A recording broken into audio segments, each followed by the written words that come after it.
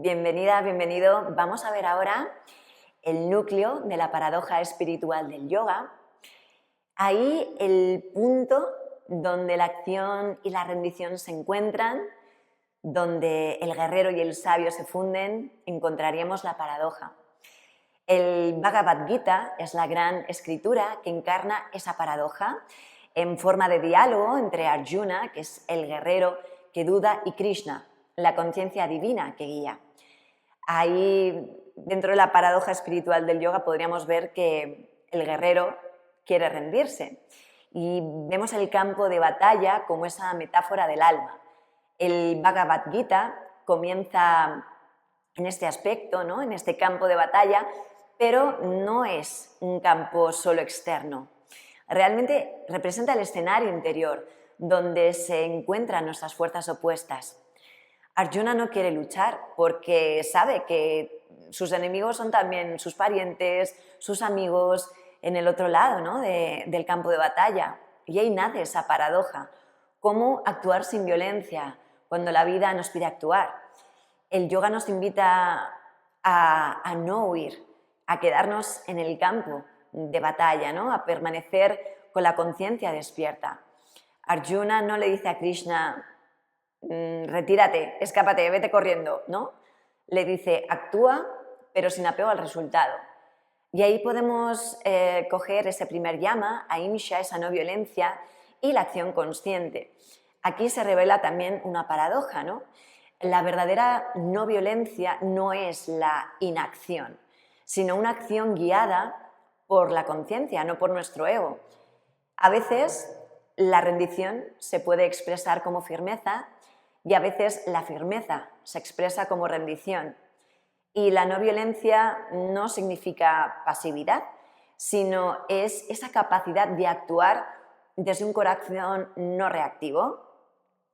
El yoga de la acción desapegada, del karma yoga, es la ciencia de moverse sin violencia interior. Y ahí Arjuna puede ser un símbolo, ¿no?, del buscador contemporáneo con quien nos podemos sentir identificados, ¿no? Él ha despertado lo suficiente como para no querer seguir actuando desde la ignorancia, desde avidia, pero aún teme la claridad. Por lo tanto, su duda es la nuestra, ¿no? Y ahí nos podemos preguntar que si el yoga nos enseña ecuanimidad, ¿por qué siento, ¿no?, esta urgencia de actuar? Si me invita a rendirme, ¿por qué hay una llama que me empuja a avanzar? Esas preguntas se las hace Arjuna y creo que nos las podemos hacer también nosotros. Y ahí Krishna le responde desde la paradoja, ¿no? Actúa, pero sin apropiarte del acto. Lucha, pero no desde el odio. Cumple tu deber, pero entrega el fruto. Y ese es el camino del guerrero espiritual. Hay que tener claro que el guerrero espiritual no es quien vence, ¿no? Es quien aprende a sostener la tensión entre el hacer y el ser. Y su batalla no es contra el mundo, es consciente, toma las riendas, toma la responsabilidad, ¿no? Sabe que la batalla es contra su propia ignorancia interior. Y ahí nos encontramos otra vez con la paradoja, ¿no? La práctica nos pide determinación, autodisciplina, ese tercer niyama, tapas, pero a la vez nos invita a soltar el control, que es Ishvara Pranidhana, ese quinto niyama. El guerrero espiritual avanza en esa cuerda sutil donde la disciplina finalmente se transforma en devoción. Y ahí podemos ver el yoga como resolución de los contrarios, ¿no? El Bhagavad Gita nos enseña que la liberación, representada con ese concepto de moksha, no se alcanza retirándose del mundo, ¿no?, sino en medio del mundo, en plena acción consciente. El sabio que actúa sin deseo, sin apego y sin ego, aunque actúe, no actúa. Esto lo podemos encontrar en el Bhagavad Gita, ¿no? Es esa resolución de la paradoja, ¿no? Cuando la acción realmente surge del alma y no del yo, la lucha y la paz son una sola cosa. Y esto convierte el camino del yoga como algo real y humano, que no rechaza, sino que integra, ¿no? El yoga no solo nos habla de luz, nos habla también de sombra, ¿no? Y como precisamente cuando abrazamos la sombra y la oscuridad es cuando eso es potencial de luz, ¿no?, y de y de conocimiento y de sabiduría. Vemos que el verdadero guerrero es aquel precisamente que habita la paradoja sin huir de ella, en esa tensión de los opuestos, sabiendo que si permanece ahí es cuando ahí se abre esa puerta, ¿no?, del conocimiento. Y podemos ver también la paradoja reflejada en sutras, en Upanishads, en estos textos sagrados, ¿no? El Sutra 247 nos dice que asana se perfecciona cuando el esfuerzo se disuelve en la conciencia del infinito. Ahí Patanjali señala que el dominio no viene del esfuerzo, sino del momento en el que el esfuerzo se trasciende. Ahí está la paradoja. La práctica requiere de un esfuerzo, pero el verdadero estado del yoga surge cuando el esfuerzo se suelta. Y eso también lo podemos encontrar en el Gita, ¿no?, cuando nos dice que intentemos permanecer establecidos en el yoga y que hagamos las acciones necesarias que necesitemos abandonando el apego hacia ellas, ¿no?, siendo ecuánime ante el éxito y ante el fracaso, entendiendo que la ecuanimidad es el verdadero yoga, ¿no? Ahí Arjuna, Krishna incita a Arjuna, ¿no?, a accionar desde la plenitud interior y no desde la carencia, ¿no?, recordando que la ecuanimidad no es la inacción, sino es la presencia en medio del hacer. Y ahí podríamos volver a ver esa síntesis de stira, de firmeza, y de sukha, de espacio, aplicada, ¿no?, a nuestro alma. En el Katha Upanishad podemos encontrar el texto que dice: levántate, despierta y busca a los grandes maestros para conocer la verdad. Este Upanishad lo que quiere es que espabilemos, ¿no?, que nos levantemos, que actuemos, pero al mismo tiempo entendiendo que es un despertar del sueño de la acción inconsciente. Y esto es otra paradoja, que la verdadera acción surge del despertar interior. Es un movimiento hacia afuera, pero el despertar es algo que sucede en nuestro interior y a la vez son uno mismo, ¿no?, es un mismo gesto. En el Mundaka Upanishad podemos encontrar el texto que dice que habiendo encontrado y examinado los mundos alcanzables por la acción, el sabio se desapega, comprendiendo que lo no creado puede alcanzarse mediante lo creado. Y aquí se expresa otra paradoja. El esfuerzo humano tiene un límite, ¿no?, pero lo eterno solo se revela cuando el buscador abandona el hacer compulsivo. Y en estos momentos actuales, ¿no?, en los cuales la sociedad parece que siempre tenemos que, o nos pide estar haciendo algo, el entender y el abrazar que hay que luchar hasta soltar la lucha, creo que es un punto muy interesante de paradoja para llevarlo luego, ¿no?, a nuestro día a día, ¿no? Entonces, de alguna manera, estos textos sagrados que he mencionado nos piden sostener la paradoja, ¿no?, de diferentes maneras, pero llegan al mismo mensaje. Actúa, pero no te apropies del acto, esfuérzate hasta que ese esfuerzo desaparezca, conoce la ignorancia, hazte responsable de tu ignorancia y desde ahí es cuando vas a entrar en ese espacio de conocimiento. Despierta, toma acción, pero que esa acción venga desde un despertar interno, ¿no?, desde la conciencia. Así que podemos ver que en el camino filosófico del yoga hay una sucesión de paradojas que cuando se viven conscientemente, precisamente lo que hacen es que nombran y mencionan la dualidad, ese pensamiento dual, para romperlo, para integrarlo, porque solo desde ahí vamos a poder revelar la unidad del ser.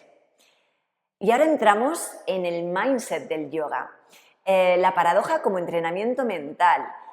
Aquí vemos en el camino, ¿no?, del yoga cómo la mente, manas en sánscrito, no es un enemigo, sino es una herramienta sagrada de percepción y creación. El entrenamiento del yoga, en todas sus ramas, hay una parte esencial, ¿no?, que es un proceso de purificación y reeducación mental para que la mente pase de ser condicionada, chitta vritti, a ser transparente, receptiva y libre, ¿no? Entonces aquí mencionamos ese Sutra 1.2, Yoga Chitta Vritti Nirodha. Yoga es el cese de las fluctuaciones mentales. Y esto es importante. El cesar las fluctuaciones no significa suprimir la mente. No podemos suprimir la mente, ni queremos, la necesitamos, ¿no? La necesitamos a nuestro favor y como aliada, ¿no? Por lo tanto, eso lo que quiere decir es trascender la identificación con los patrones. Y aquí aparece esa paradoja, ¿no? Entrenamos la mente para ir más allá de la mente. Y desde ahí vamos a llegar a ese espacio de identificación y de autoconcepto. El yoga nos enseña que la mente crea la realidad, que percibe, ¿no? Pero a la vez debemos de soltar esa identificación con esas creaciones. Y es curioso y paradójico, ¿no? Pero para cambiar algo primero tenemos que nombrarlo y aceptarlo. Pero finalmente, ¿para qué? Para liberarnos también de ello y dejarlo de nombrar, ¿no? Entonces este proceso vuelve a ser paradójico. Nos quitamos las etiquetas para poder ponernos otras que al final nos permitan quitarnos todas, ¿no? Y en este proceso de autoconocimiento, por ejemplo, si te consideras súper exigente, primero tienes que aceptarlo, ¿no? En plan de soy súper exigente conmigo misma. Hasta que no pones esa etiqueta no puedes empezar a construir una nueva narrativa de voy a ser más compasiva conmigo misma, voy a trabajar mi autocompasión. Te tienes que poner la etiqueta de autocompasión, pero finalmente también para poder quitarte la etiqueta entendiendo de alguna manera que estas narrativas son vehículos. Por supuesto que hay narrativas que nos ayudan a abrazarnos con más cariño y así poder mejorar y evolucionar, y otras que nos limitan y nos boicotean, ¿no? Entonces, ahí estamos entrenando nuestra mente, ¿no? Hay una neurociencia también entre pensamiento y biología. La neurociencia nos dice cómo, igual que las escrituras, los pensamientos y las emociones crean redes neuronales y esas redes van a condicionar nuestra percepción y conducta. Entonces, cada vez que pensamos de una nueva forma, vamos a sentir también de una manera diferente y eso cambia también la química de nuestro cerebro, ¿no? Como enseña Joe Dispenza, que me gusta muchísimo, dice que la mente es lo que el cerebro hace, pero la conciencia es quien dirige al cerebro. Desde este punto de vista del yoga, la conciencia, que está representada por el concepto de Purusha, es el observador puro. Y el cerebro sería Prakriti, que es la materia moldeable. De nuevo, la paradoja. No soy mis pensamientos, pero mis pensamientos transforman mi realidad. Y de esta manera, si tenemos en cuenta la física cuántica y el observador consciente, se añade otra capa, ¿no? Hasta que no hay un observador, la realidad permanece en estado de posibilidad. Y es el acto de observar lo que colapsa esa onda en una partícula. Lo mismo sería la conciencia que convierte la potencialidad en forma. Y esto resuena con el principio del yoga, ¿no? Donde va la atención, va la energía, donde va la energía se manifiesta la realidad. Por lo tanto, el mindset del yoga no se trata de algo happy flower power, de pensar todo el rato en positivo, pero es pensar con presencia. ¿Para qué? Para observar desde un nivel de conciencia en el cual no nos confundimos con nuestro pensamiento. Hay un espacio, somos testigos de nuestro pensamiento, porque cuando hay un espacio, ahí es cuando podemos dirigir y redirigir nuestros pensamientos. Así que podemos ver el camino del yoga como un camino mental entre programación y desprogramación, pasando por esas fases, ¿no? Primero tenemos que reconocer nuestro condicionamiento, ver esas narrativas automáticas que nos surgen. En segundo lugar, tenemos que reescribir esa narrativa, cultivar una mente consciente, creativa, coherente. Aquí podemos mencionar también ese concepto de sankalpa, esa intención consciente. Cada vez que nos ponemos a practicar podemos poner una atención con cada práctica, ¿no? Hoy voy a intentar poner mi intención en esta práctica, este sankalpa, para trabajar mi escucha, también mi autocompasión. Eso es algo que podemos hacer de una forma diaria. Soltar después la narrativa. Lo tercero, trascender incluso la identidad del yo que practica, quedando solo la conciencia pura, ese estado de Sat Chit Ananda. Así el yoga propone, yo te diría que una neuroplasticidad espiritual, es un concepto muy loco, pero que te quiero proponer también, usar la mente para liberar la mente. Por eso creo que la paradoja es el método, cuando el pensamiento se transforma en silencio, cuando la identidad se transforma en presencia, el hábito se transforma en libertad. Y es que el mindset del yoga, no es una actitud mental estática cerrada, es un movimiento constante entre hacer, deshacer, entre programar y soltar, entre crear y rendirse. Y aquí el yogi no entrena su mente para sentirse el más listo de la clase, ¿no? Y que todo lo hace bien y que es mejor que nadie, no, sino para recordar su naturaleza ilimitada, recordando que el universo es mental, pero que la mente iluminada es silencio. Y al final, cuando empezamos a mirar la vida desde otro lugar, nos damos cuenta de que en el plano espiritual todo funciona al revés. Vi un reel que lo explicaba esto muy bien y decía algo así parecido, ¿no? Como que cuando ya no necesitas nada, todo empieza a llegar. Cuando cultivas la paciencia infinita, los resultados aparecen mucho antes, ¿no? de lo que esperas. Cuando aprendes a estar sola, la vida te rodea de nuevas presencias y más afines a ti. Cuando das sin esperar nada a cambio, el universo se encarga, encuentra su propia forma de devolvértelo. Cuando dejas de preocuparte por lo que piensen los demás, ahí nace el verdadero autorrespeto. Cuando dejas de buscar validación, la atención honesta y auténtica llega por sí sola.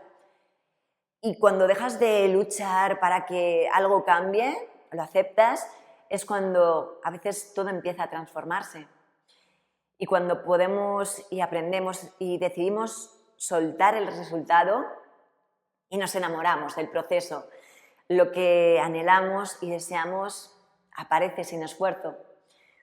Porque cuando entiendes de verdad que lo único que existe es este momento presente, esto. Y en esto está todo lo que necesitamos. Es loco, pero intento llegar ahí. No siempre puedo, pero intento entrar en ese pensamiento, ¿no? Ahí, de alguna manera, empezamos a llegar sin prisa y sin empujar exactamente a donde tenemos que estar. Y ahí la paradoja se revela, no para ser resuelta, sino para ser habitada, respirada. Gracias por tu atención. Te mando un beso grande.